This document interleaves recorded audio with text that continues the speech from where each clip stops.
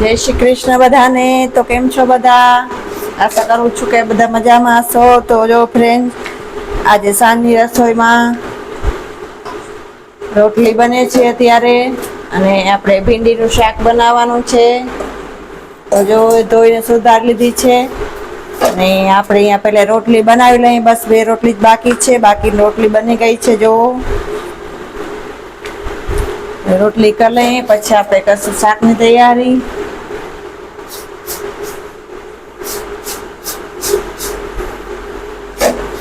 ભીંડાનું શાક, રોટલી અને આંબાનો રસ.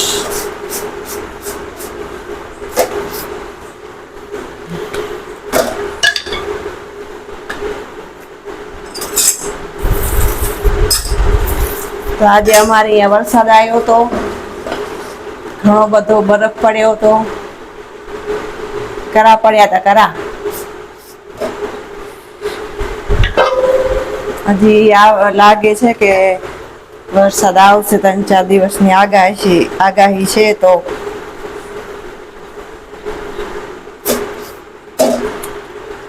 હજી બફારો એટલો છે, એવડો વરસાદ આવ્યો હતો. પવન બહુ ફૂલ હતો, વાવાઝોડા જેવો. જો ફ્રેન્ડ્સ, અહીંયા રોટલી આપણે બધી વણી લીધી છે, અને બસ 2 જ શેકવાની બાકી છે. તો તેને આપણે શેકી લેશું.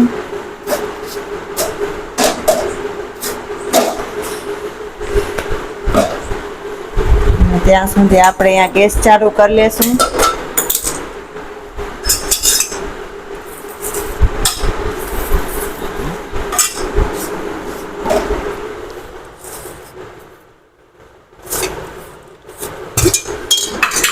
આપણે જરૂર પ્રમાણે તેલ લઈ લેશું.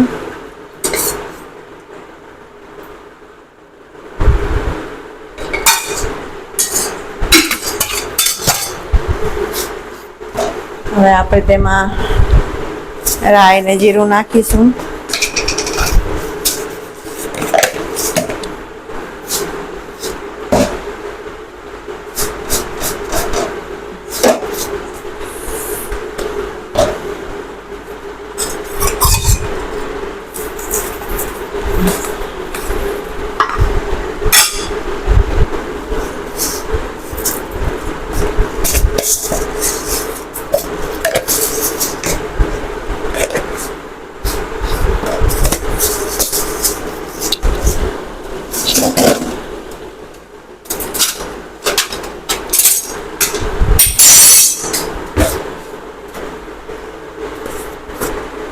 વઘારવામાં નાખવા માટે આપણે હિંગ લઈ લેશું.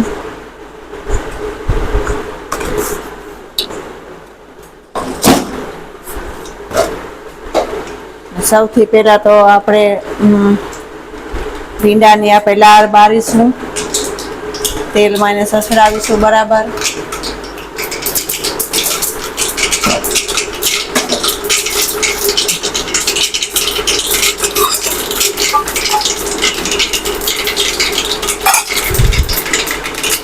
તો જો ફ્રેન્ડ્સ, રાઈ જીરું કકડી ગયા છે. હવે આપણે ભીંડી નાખી દઈશું. તેને આપણે સારી રીતે હલાવી દઈશું.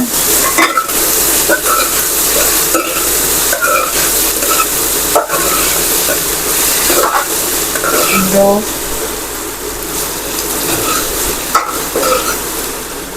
આપણે તેને સારી રીતે મિક્સ કરી લીધા છે. અને હવે આપણે તેને ઢાંકી દઈશું, જેથી કરીને ભીંડાની ચીકાશ લાર હોય એ બળી જાય. અને અહીંયા આપણે તેના માટે ચટણી તૈયાર કરી લઈશું લાલ. તો જો ફ્રેન્ડ્સ, લસણ, જીરું ને મીઠું વાટી લીધું છે આપણે.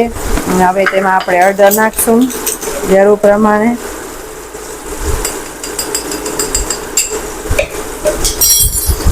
સૂકું લાલ મરચું,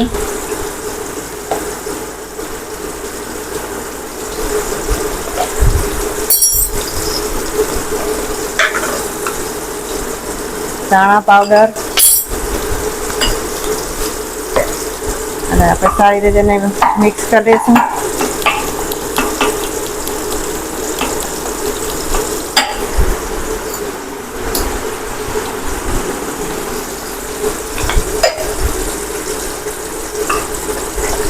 જો ફ્રેન્ડ્સ, આપણે અહીંયા લસણવાળી લાલ ચટણી તૈયાર કરી લીધી છે. જો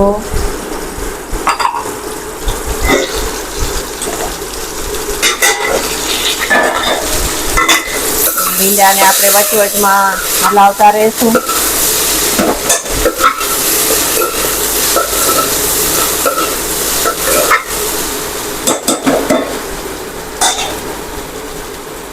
તો જો આપણે ઢાંકી દઈશું. જો ફ્રેન્ડ્સ, અહીંયા આપણે રોટલીનો થપ્પો બનાવી લીધો છે.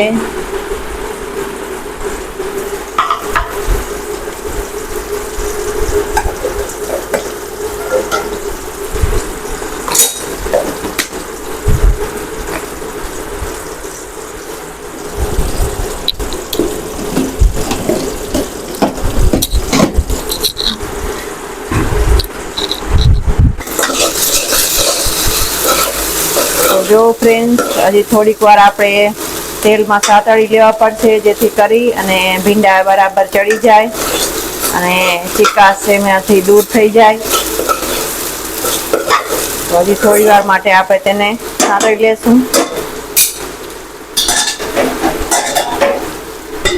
બસ આવી રીતે આપણે થોડી વાર હલાવતા રહેવું પડશે, જેથી કરીને હલવાઈમાં ચોટી ન જાય.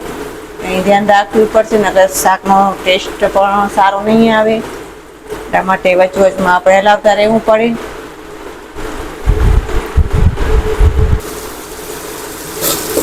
તો જો ફ્રેન્ડ્સ, હવે આમાં ભીંડામાં ચીકાશ છે એ દૂર થઈ ગઈ છે. એ લાડકી એ જો એકદમ કોરા થઈ ગયા છે છૂટા. જો જરાય ચીકાશ નથી, નકર આવી રીતે આમ લાડ થાય તો જો કાચે રહી જાય ચીકાશ તો શાકનો ટેસ્ટ સારો ના આવે. તો હવે લાડ બળી ગઈ છે ભીંડાની, અને હવે આપણે એમાં ચટણી એડ કરી દઈશું. હવે આપણે તેને સારી રીતે મિક્સ કરી લઈશું. આવી રીતે શાક બનાવીએ તો શાકનો ટેસ્ટ ખૂબ સરસ આવે છે. જો ફ્રેન્ડ્સ, આપણે છે ને કે છાશવાળું શાક બનાવશું, રસાવાળું. તો આપણે જ્યાં ચટણી સાંતળાઈ જાય, લસણ ને પાકી જાય ત્યાં સુધી આપણે તેને સીજવા દઈશું, અને પછી આપણે છાશ નાખશું. એટલે લસણમાં કચાશ ન રહી જરાય. અને સૂકી ભાજી ભીંડાની ખાવી હોય તો આવી રીતે પણ ખાઈ શકાય. તો પણ આજે આપણે રસાવાળું શાક બનાવશું, એટલે આપણે છાશ નાખશું. રસો બનાવવા માટે આપણે છાશનો ઉપયોગ કરશું.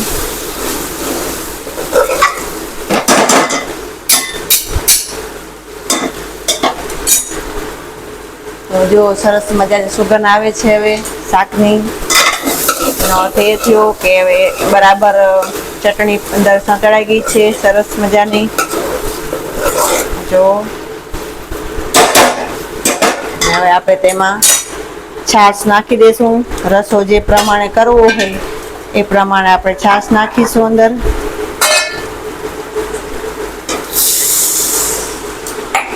તો જો ફ્રેન્ડ્સ, અહીંયા આપણે છાશ નાખી દીધી છે, અને હવે છાશને પણ થોડી વાર ઉકળવા દેવી પડશે. તો જો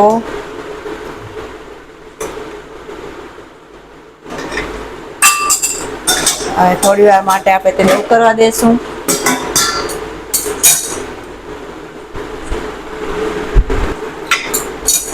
તો જો ફ્રેન્ડ્સ, આપણું શાક બનીને અહીંયા તૈયાર થઈ ગયું છે. ભીંડીનું રસાવાળું શાક જોઈ શકો છો તમે, કેવું મસ્ત બન્યું છે. જો